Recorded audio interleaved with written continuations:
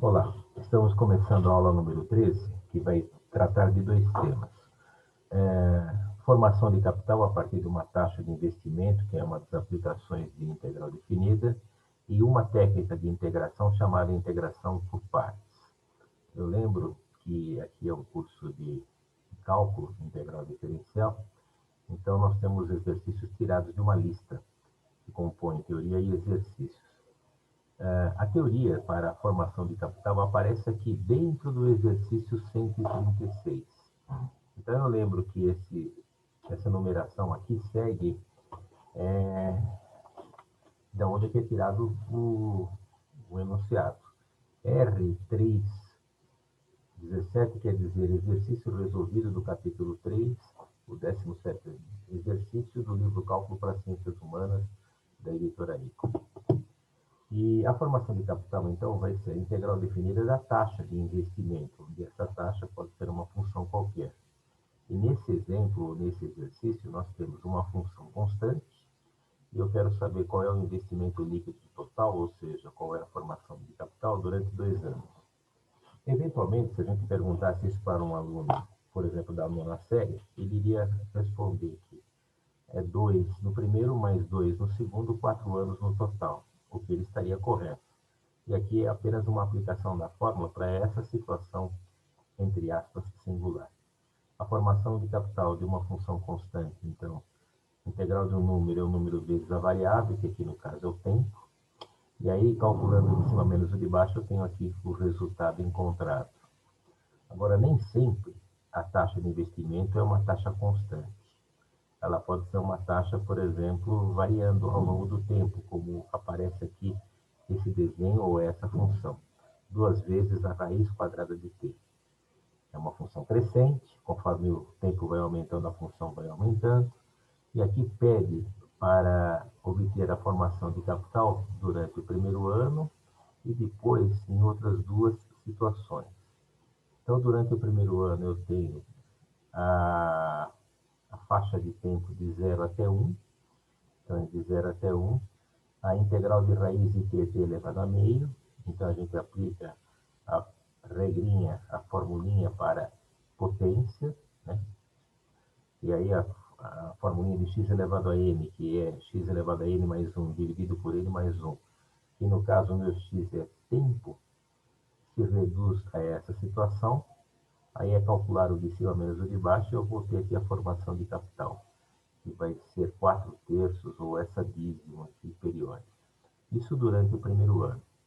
Normalmente, com esses 2 exemplos, a gente em aula acaba dando um tempo para os alunos completarem aqui os itens B e C, que seria a formação de capital durante os 2 primeiros anos, e aqui tem até uma figura para dizer o que seria a formação de capital durante o terceiro ano, que seria de 2 até 3, seria numericamente essa área que está aqui achurada. Indo para a resolução disso um pouco mais à frente, eu vou encontrar a resolução desse problema 137 aqui. A resolução que a gente fez agora há pouco do item A, e caminhando para outra página, agora eu vou ter a resolução do item B, que seria para os 2 primeiros anos, de 0 até 2. Então, a técnica de integração continua sendo a mesma, método direto. O que mudaram aqui foram as extremidades.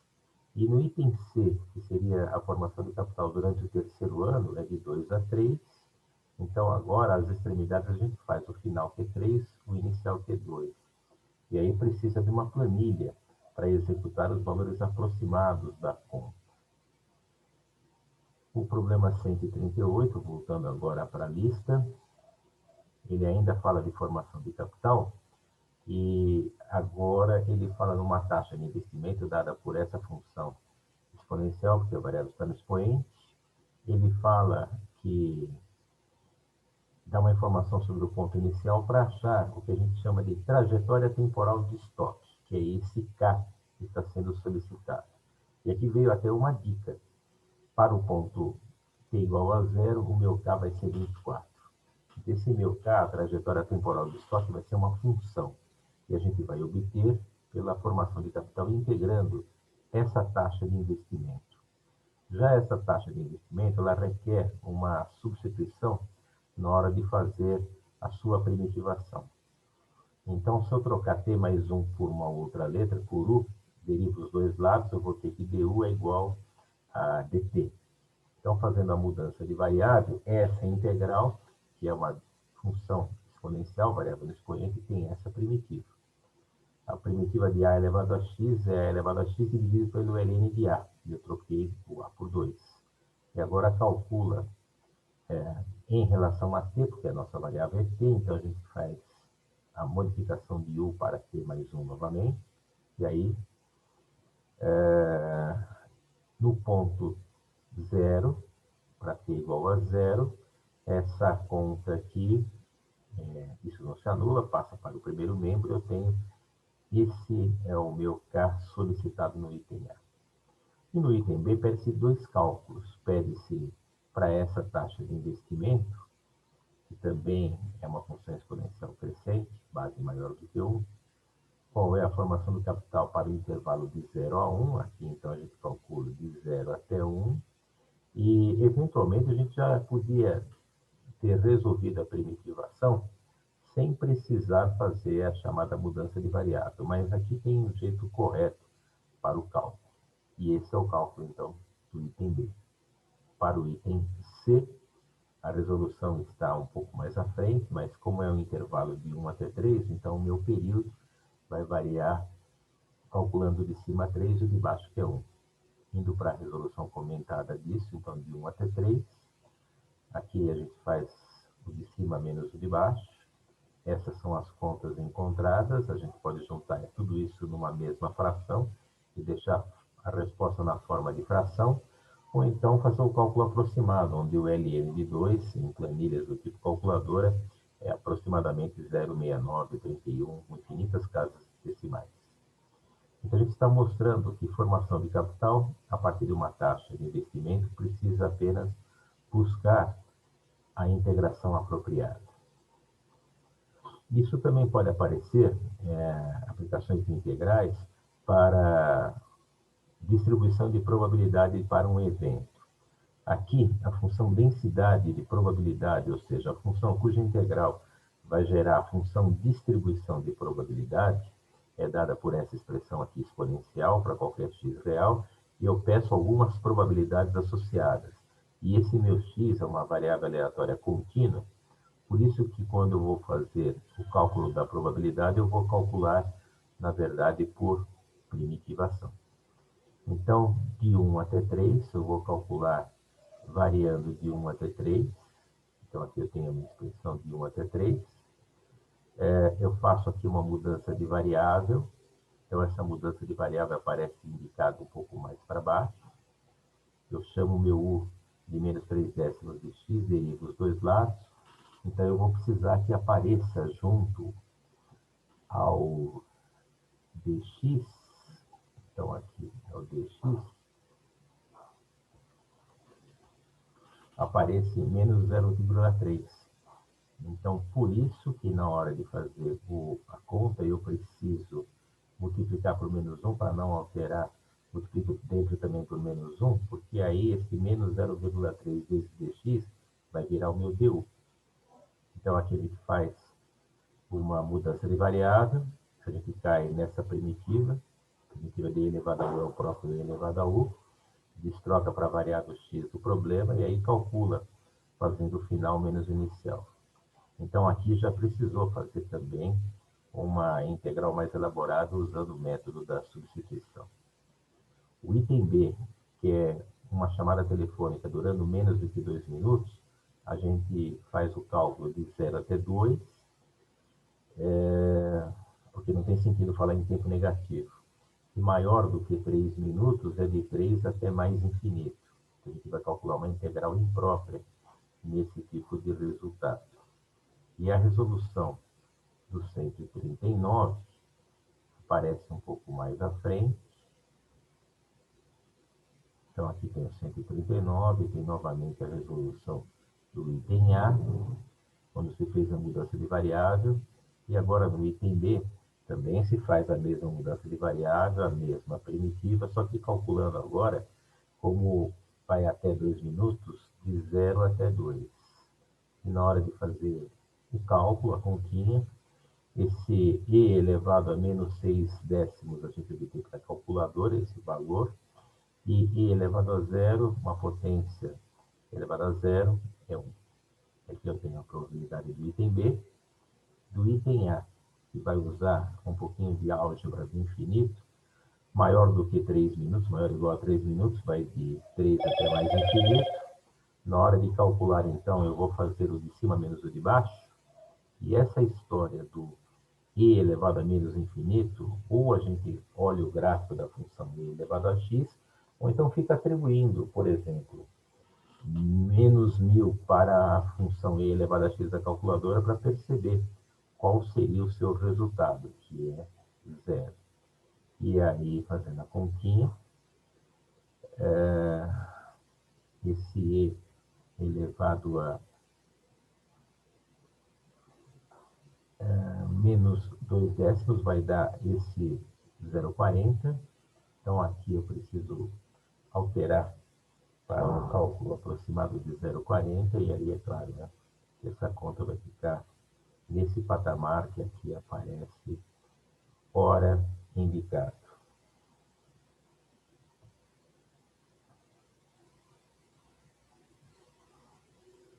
Chegamos, assim, à segunda parte da aula, que é o processo de integrações de integrais definido pelo método por partes. Quando a gente tiver uma função que a gente olha para ela e percebe que não dá para fazer pelo método direto, não dá para fazer por substituição, aí a gente vai tentar essa integração por partes, cujo teorema aparece aqui e a sua demonstração. A integração por partes faz com que a gente reescreva a função como sendo uma diferença, e nessa diferença aparece uma outra integral na expectativa, na esperança que essa integral seja mais fácil para realizar a sua primitivação. Ela sai dessa formulinha da derivada do produto de duas funções em relação a x. Então, o produto é o v mais o v', integro dos dois lados. Usei no segundo membro que a integral da soma é a soma das integrais. Então, aqui a gente está dizendo que é a soma das integrais. E, no primeiro membro, a integral e a derivada, uma coisa se anula com a outra, dá o próprio produto. Se eu levar agora, ou isolar, o meu termo, o v, usando esse valor da soma para o primeiro membro, eu tenho essa expressão, que é o que a gente queria demonstrar. Mas essa técnica vai ser usada, por exemplo, para esse bloco de problemas, que a gente bate os olhos e percebe que não dá para fazer substituição, não dá para fazer pelo método direto, então a gente usa o método por partes. Esse método por partes, como precisa de duas funções, aqui só tem uma, a gente está usando um artifício de reescrever o logaritmo neperiano como sendo 1 vezes o logaritmo neperiano. Porque aí eu vou ter um bloquinho com duas expressões. Eu tenho linha, integro, acho U. A primeira linha a gente integra. E a segunda linha, se eu tenho V, eu derivo. A expectativa é usar essa fórmula, reescrever a minha integral de ln de x como sendo essa diferença, na expectativa que essa outra integral seja mais fácil de resolver. E realmente, se eu simplificar o x com x, eu tenho que aqui eu vou ter a primitiva de 1. E a primitiva de 1, método direto, é o próprio x, em o menos na frente, menos x, mas a constante, e aqui tem, então, o chamado resultado. Então, a gente usa partes para, num dado momento, poder utilizar o método direto e assim chegar à integração. O beribola tem aqui essa primitiva, nós vamos tentar um método por partes. Chamei a primeira função de U', então se eu tenho que a derivada é x ao quadrado, a primitiva, o grau aumenta. Se eu tenho v, deriva linha, aplico a fórmula, e olha o que aconteceu na segunda integral. Esse meu x3 cancela com x, ficou x ao quadrado. Essa divisão por 3 é a mesma coisa de multiplicar por 1/3. Eu coloco esse 1/3 na frente. Claro que o produto aqui se mantém, U vezes V. Isso se obtém pelo procedimento de integrar a primeira linha e derivar na segunda. E agora, para achar essa primitiva, é método direto. Integral de x2, x3 sobre 3. Chegou ao resultado, aqui foi só uma questão de multiplicar 1 com x3 e 3 vezes 3. Às vezes, esse processo dá um pouco mais de trabalho. É o que vai acontecer aqui no item C. Eu tinha um produto de duas funções. Quando eu faço u' igual a u, x integra da x2 sobre 2. E se v, a segunda função, é o seno, b' é o cosseno. Apliquei a fórmula e eu caí numa outra integral que continua complicada, porque eu partia de um polinômio de grau 1 vezes uma função trigonométrica, agora eu tenho uma função de grau 2 vezes uma função trigonométrica.